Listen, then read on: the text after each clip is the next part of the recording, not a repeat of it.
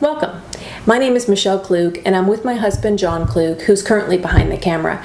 And we're here to share a message with the church about discipleship that God put on our hearts 15 or more years ago.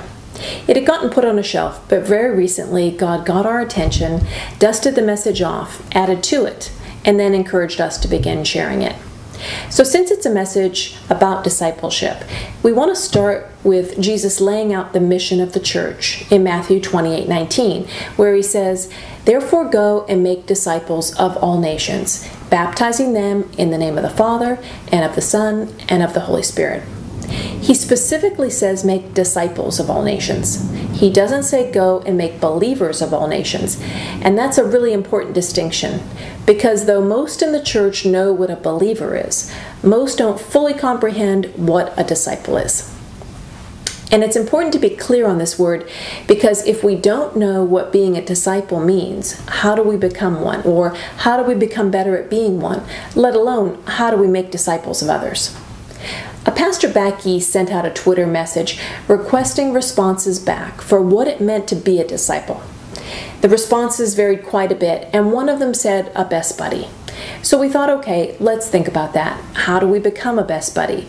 How do we become better at being a best buddy? How do we make buddies of others, or how do we make buddies of all nations? Now, obviously, this example is a little silly, but it does show how important the definition is.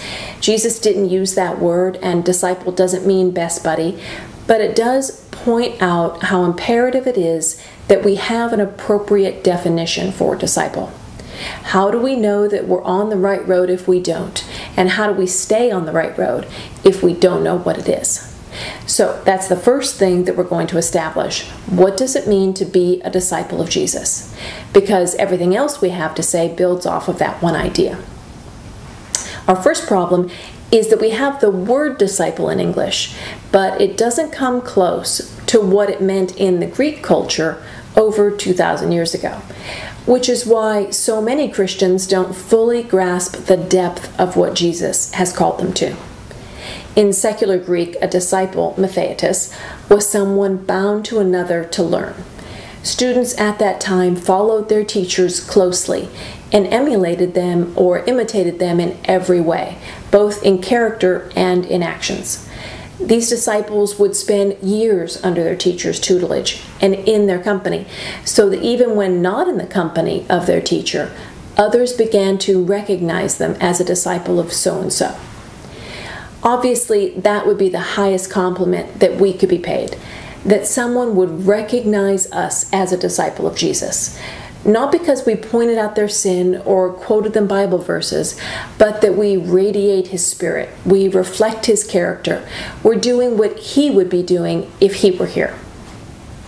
In addition to the Greek idea of being a disciple, our definition is based on 1 John 2:6. The one who says he abides or remains in Him ought himself to walk in the same manner as He walked. Now, in the same manner is kathos in Greek, and means just as or corresponding to fully. So he who abides in Him ought to walk just as Jesus walked. So assuming that one who abides or remains in Jesus is certainly His disciple, John expresses the idea of being a disciple as one who walks just as Jesus did, not partially but fully.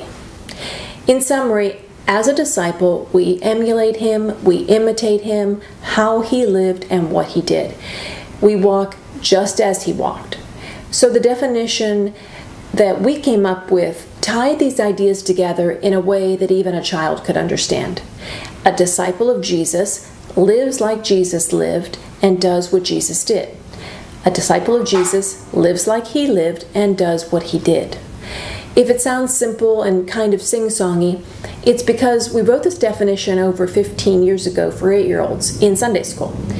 But we decided to keep it because it's true and simple and easy to remember. And the definition is broken up into two definitive aspects of life, living or being and doing. And we'll be expanding on both of those. Right now, I'd like to pause before we move on to the next segment, where we'll address exactly what living like Jesus lived means. Thanks for joining us.